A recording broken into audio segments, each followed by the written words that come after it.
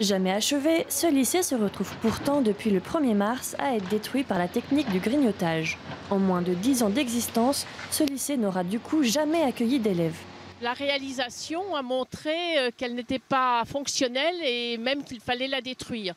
S'en est suivi une longue période de contentieux parce que l'architecte estimait être propriétaire de son œuvre. Donc un contentieux absolument long, important et qui malheureusement a empêché de le détruire et de reconstruire rapidement. Cette déconstruction doit se terminer en juin prochain et à la place, un nouveau lycée verra le jour.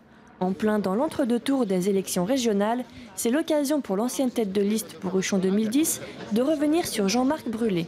Le maire écologique de Cesson a été nommé hier à la tête de la liste de fusion entre les Verts et le Parti socialiste en Seine-et-Marne.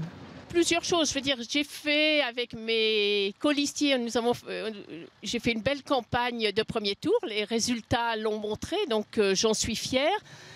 Et peut-être que la Seine-et-Marne, ce n'est pas le département où les Verts ont fait le plus beau résultat. C'est également objectivement tout à fait exact. Donc on aurait pu penser qu'ils auraient pu avoir une tête de liste dans un autre département. Mais ils tenaient vraiment à la Seine-et-Marne.